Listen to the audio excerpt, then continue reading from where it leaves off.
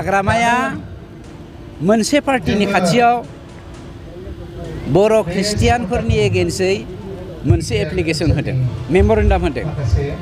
मा होदों बेखौ नोंथांमोना आंनिख्रुइ साबसिन मिथिखायो। माने कमप्लेन होदों प्रमद बर'आ ख्रिस्टियान गिर्जा लुगासिनो दङ, ख्रिस्टियानफोरनि बारायगासिनो दङ, थाखा फैसा होनानै गभर्नमेन्टनि खामानि लब देखिया हाग्रामाया दिनै खाम्फा बरगयारी हाग्रामा महिलारिया गिर्जा गिर्जा थांनानै भुट भिक्षा खालामहैनाया बिबाय ओरैबायदि लाजिं बाथ्रा।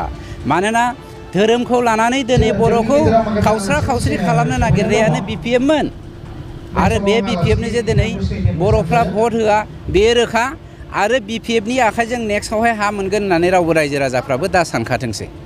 दिनै खय बिगा हा होनाय जादों आरो बेसेबां बिगा हिसाबै आं एक्जेक्टलि गोसोआव गैया, 75 न'खरनो जोङो हाखौ होग्रोनो नागिरदों। गोबां जायगायाव गसाइगाव महकुमायावबो सरकारि हायावहाय आयेन बेरेखायै थाफैनाय दं, बेफोरखौ मा राहा लामा लागोन? नाय, आयेन बेरेखाया माखौ होना बेखौ जोङो सिस्टेमेटिकेलि थांगोन। दा 2003 मायथाइनि 10 फेब्रुवारिनि सिगां जायफ्रा BTC आव थादों बिसोरखौनो बनाफाइड होननानै बुंदों, बनाफाइड सिटिजेन होननानै बुंदों। बे बेलायाव आं थोंजोङै नोंथांखौ माने इलिगेल होननानै बुंनो हाया। बेखौ जोङो डकुमेन्ट्सफोरखौ नायग्रोगोन, लिगेसि डेटाखौ जोङो प्रुभ खालामनांगोन।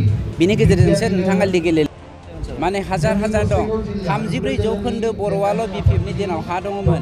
जोंनि दिनाव मानब गेदेर प्रमद बर' बिथाङा 40,000निख्रुइबो बांसिन न'खरनो हानि पाट्टा राननानै होबाय आरो दा होनो थांगासिनो दङ।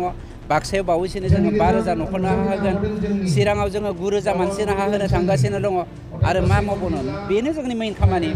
बेनि थाखायनो NDB आव अस्त्र हमदोंमोन, हानि थाखायनो BLTनि जोनोम जादोंमोन, हानि थाखायनो एबसुनि मुभमेन्ट जादोंमोन, हानि थाखायनो BPFनि मा होनो भलन्टियार फर्सनि मुभमेन्ट जादोंमोन, उदयाचल बिदोंमोन PTCA। बेफोरबायदिनो गोबां दं। नंखायनो हायाव जों कमप्रमाइस खालामा आरो हाखौ साफ्रोमबो बनाफाइड सुबुंनो जोङो